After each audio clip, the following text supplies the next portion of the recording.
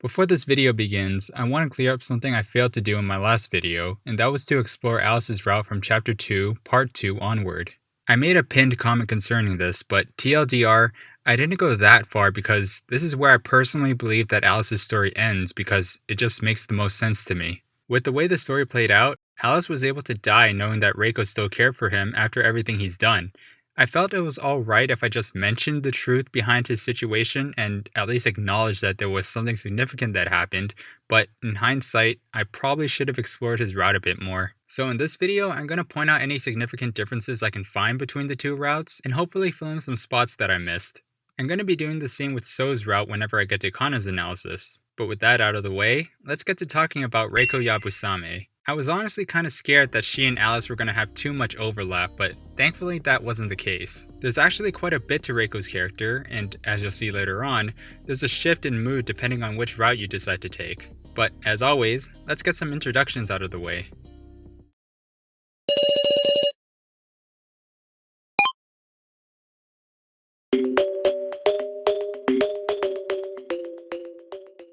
Reiko's a hot-headed individual, and her appearance definitely reflects her personality. She's not afraid to talk back to others if she feels that something is wrong, and this is the trait that defines her, I feel. Behind that rough exterior is a person who really cares for others. As Sarah would put it, Reiko's kind to the weak and harsh to the strong. We see this when she's quick to go to Kana's aid right after introductions were made, as well as during the first main game. Kyutaro had singled out Nao, Gin, and Kana to be the weakest members of the group, due to them not contributing during the investigations. She lashes out at Kyutaro, telling him that just because he has strength doesn't mean he can pick on the weak. She then encourages them to speak up for themselves, to show him that they were useful. Reiko then goes on to defend Nao by explaining what really happened between her and Mishima. She understood Nao's pain of losing someone precious, and knows that it wasn't her fault that Mishima died, nor was Nao the type of person to take advantage of someone's death. That's why Nao didn't look for the culprit. Don't bring up any ill will crap, cause it doesn't matter. His death was an accident. In fact, Reiko and Nao have actually gotten pretty close with each other throughout the game. After returning from the Room of Lies, Nao was the first person, aside from Sarah, to notice something strange in Reiko's behavior. It was odd to see Reiko act cold, and felt like she was hiding something due to her hand being wounded. If there was something she had been shouldering alone, Nao wanted to do whatever she could to help her friend. If Alice were to die, Reiko wanted to be left alone, but she asked Nao to stay with her shortly after.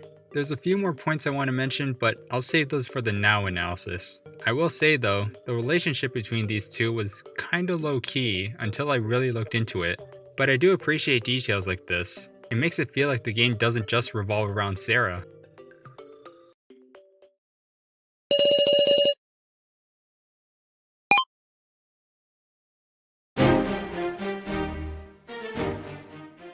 Speaking of Sarah, she and Reiko have a different sort of relationship compared to Nao. While Reiko and Nao were more BFFs, whatever that means, Reiko and Sarah feel more like partners more than anything. Not to the degree of how Sarah treats Keiji though. It's pretty clear that Sarah views Reiko more as a friend as opposed to Keiji, and it's shown through their dialogue. Reiko is very comfortable talking to Sarah and looks up to her in a way. When they enter the Room of Lies, Reiko tells her that she shouldn't be overworking herself. Sarah had been the one saving others and taking the lead during the trials and main games, and became someone everyone could depend on. Reiko felt that she needed to shoulder some of the burden as well, because she wanted to be on equal footing as Sarah. Whether it was that, her need to protect the weak, or both. She had already took it upon herself to help gather clear chests for the powerless, like Gin and Nao. Reiko had been pushing herself. Her gloves covered the wounds she's gotten from all the attractions she's done. When discussing with Reiko on the second day, she asked Sarah if she was willing to trade 30 tokens. Sarah was afraid that Reiko would buy her personal information, but Reiko assures her that she wouldn't. Reiko didn't care about her past. What matters is who she is now. Even if you were a criminal or a real asshole, right now, you're our guiding hero, standing up against all difficulties. It ain't gonna change that. Am I wrong? I trust you, Sarah. I think we're equals. Even if we might not be the same age or live in the same way, I think we could be close friends. If we weren't in this shitty situation, I'm sure we could be way closer. That's why she was too ashamed to face Sarah after talking with Alice. She never wanted anyone to get involved in her own personal matters because she didn't want them to see this side of her. Not Gin, not Nao, not Kana, and especially not Sarah.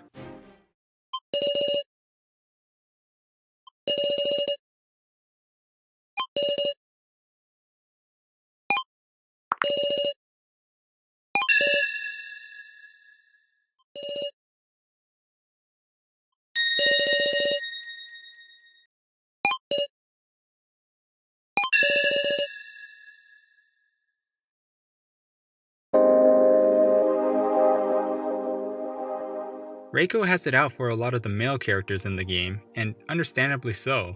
Well, except for Gin, but he's just a kid. It was her brother that caused her so much pain in the first place, so naturally it'd be hard for her to trust any other male figures. We've seen her go off on Kitaro on a couple occasions, and with Keiji, seeing as he likes to stay close to Sarah, as well as Mishima, calling him a nutty professor. But the one person she hated more than any of the ones I listed is of course, So. I've already gone over all the things So did to lose everyone's trust in these two videos here, so you can watch those. Reiko tends to hold a grudge for a long time, and she definitely held one towards So for taking advantage of Kana not once, but twice. When Kana volunteered to look after So, Reiko was hesitant, and it took Keiji to tell her that she should put more faith in Kana. And you know what? It was true. It wasn't fair for Kana or anyone else to be babied by Reiko. She has good intentions for sure, but she also has to learn to let go. Caring for others is one of her greatest strengths, but it's also her greatest weakness.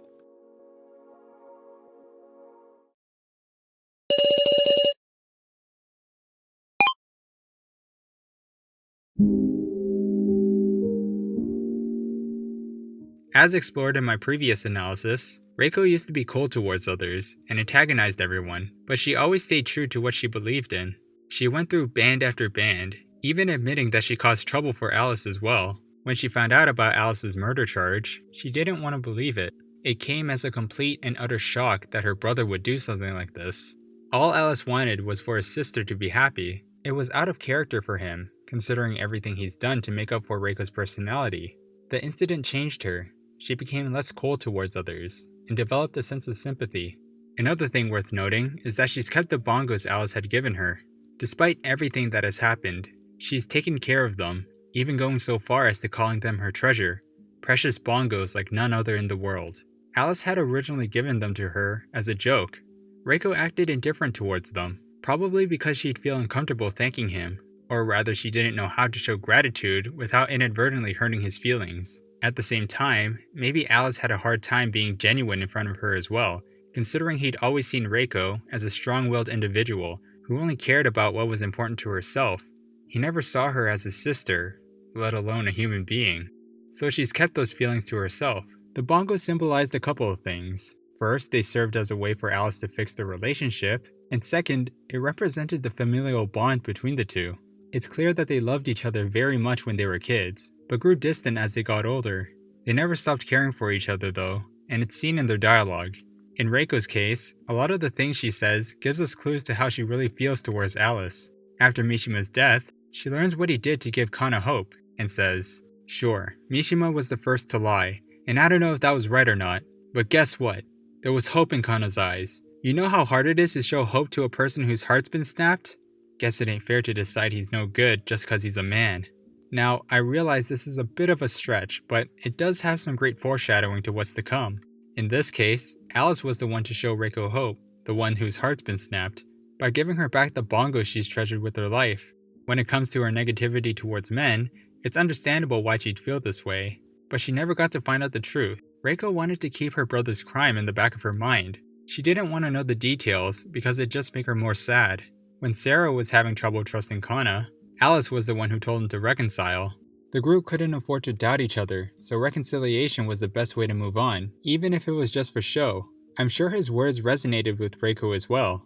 As much as she tried to avoid Alice, nothing was going to change if they don't work things out. It only caused trouble for everyone else if they aren't willing to work together. And it's not as though she genuinely hated Alice. Even the fake Reiko looked like she was biting her tongue. She was just confused as to how she wanted to feel towards him. She knows that her brother isn't someone who would kill someone for no reason, or rather kill anyone at all. She just didn't want to be hurt all over again. Reiko had told Sarah that she would still trust her, even if she was hiding some shady past, because the only thing that matters is who she is right now, standing in front of her. There'd be no reason why she'd say that to Sarah if she didn't feel the same way towards Alice. It just wouldn't make any sense. And of course, we can't forget about Alice's death.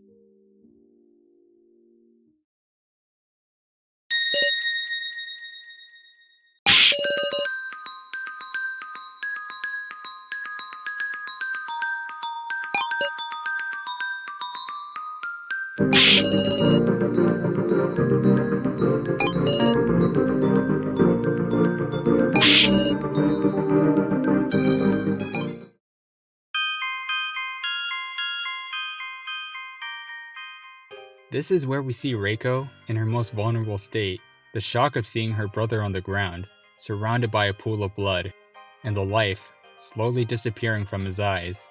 There were so many things she wanted to ask him about, all the time they wasted being separated from one another, and the fact that she'll never be able to forgive her brother.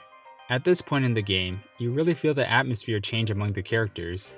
Personally, I didn't feel anything particularly different in the Reko route, but in Alice's route, the air does feel a lot more heavy and dark, with Alice bent on revenge. If we take a look at the dialogue in the medical office, you can still feel a sense of hope that everything will be fine and that they shouldn't dwell on Alice's death for too long. In Alice's route, he lets the harsh reality sink in, that Reko died at the hands of the kidnappers. It's just a matter of time that they'd all end up killing each other as well. We later get to see how each character handled each other's death. With Reko, she's slowly accepting that Alice had died and nothing's gonna bring him back. No, a machine is just a machine. The real him is still in the room of lies. Probably better that I don't see any AI, cause I'm not as strong as now. With Alice, it seems he's trying to avoid going back to the room of lies as well. But this is where the routes differ. Reko chooses not to erase the memories she had with Alice, because it'd just be wrong to forget her brother in any capacity. The pain and the hardships are gonna make her stronger in the end, but also serves as a reminder of the person she was in the past and who she is now. For Alice, however, he does go through with the memory erasure. On one hand, this could be seen as cowardly, being unable to cope with the death of a loved one, to a point where you want to keep only the good memories and leave behind the bad. On the other hand, yeah, I totally get it. Think about it. The last words he heard from the real Reko must have been from the beginning of Chapter 2. He then got brutally shot down by who he thought was the real Reko, and then he had to see her die before he could even get the chance to apologize. He has to deal with all of these negative emotions now, and all he wants is some peace of mind. Unfortunately, this does cause him to downplay Reko's death, which is incredibly insensitive. But it's times like these where we have no choice but to accept what happened and move on.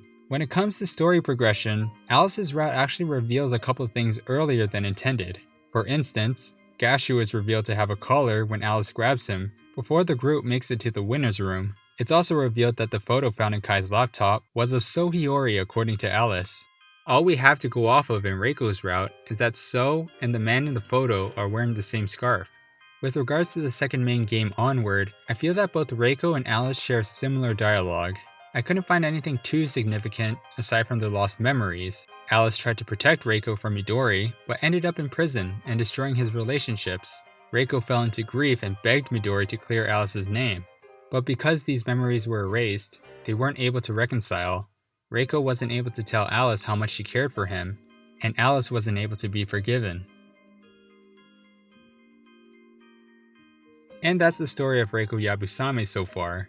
I hope I was able to give a bit more insight into Alice's route. Obviously, I didn't want to cover every little thing, but if there are still parts I missed, let me know in the comments.